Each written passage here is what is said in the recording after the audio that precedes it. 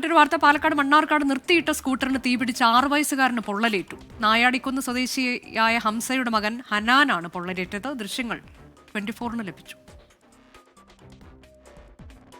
ശ്രീജിത്ത് ശ്രീകുമാരൻ വിവരങ്ങളുമായി. ശ്രീജിത്ത്, ഇത് എവിടെ വെച്ചാണ് നിർത്തിയിട്ടിരുന്ന സ്കൂട്ടർ? എങ്ങനെയാണ് അത് തീപിടിച്ചത്? വിശദാംശങ്ങൾ എങ്ങനെ? വീട്ടിലേക്ക് പോകും വഴി തോട്ടര ഭാഗത്ത് വാഹനം നിർത്തിയിട്ടിരുന്നു എന്നാണ് ഏറ്റവും ഒടുവിൽ നമുക്ക് അവിടുന്ന് പ്രാദേശിക പ്രതിനിധി വിവരം നൽകുന്നത്. ഇന്നലെ രാത്രി 11 മണിയോടുകൂടിയായിരുന്നു സംഭവം. ഒരു ഫോൺ വന്നു. അപ്പോൾ അതെടുക്കാൻ വേണ്ടി പിതാവ് അവിടെ വാഹനം നിർത്തിയിട്ടു. പക്ഷേ ദൃശ്യങ്ങൾ ഭീകരമാണ്. അപ്പോൾ തന്നെ തീ പതിയെ പെട്ടെന്ന് തന്നെ തീ അങ്ങ് പടരുന്ന കാഴ്ചയാണ് കണ്ടത്. ആ സ്കൂട്ടർ പൂർണ്ണമായി കത്തി നശിക്കുന്ന ഒരു സാഹചര്യം ഉണ്ടായി. അപ്പോൾ പക്ഷേ പെട്ടെന്ന് തന്നെ കുഞ്ഞിനെ എടുത്ത് മുൻവശത്ത് നിൽക്കുകയായിരുന്നു ഈ 6 വയസ്സുകാരൻ.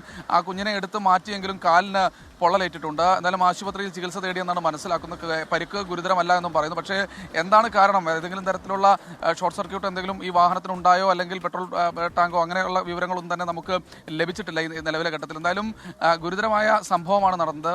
തലനാരിഴക്കാണ് കാര്യമായ രീതിയിലുള്ള പരിക്കുകൾ ഏൽക്കാതെ ഈ അച്ഛനും മകനും രക്ഷപ്പെട്ടത്. കാലിന് എന്തായാലും ഈ കുഞ്ഞിന് 6 വയസ്സുകാരനായ ഹനാന് പരിക്കേറ്റിട്ടുണ്ട്. അനുജ, മണ്ണാർക്കാട് നിർത്തിയിട്ട സ്കൂട്ടറിന് തീപിടിച്ചാണ് 6 വയസ്സുകാരന് പൊള്ളലേറ്റത്. അതിന്റെ ദൃശ്യങ്ങളാണ് പ്രേക്ഷകർ കാണുന്നത്. ഹനാൻ എന്ന കുട്ടിക്കാണ് പൊള്ളലേറ്റത്.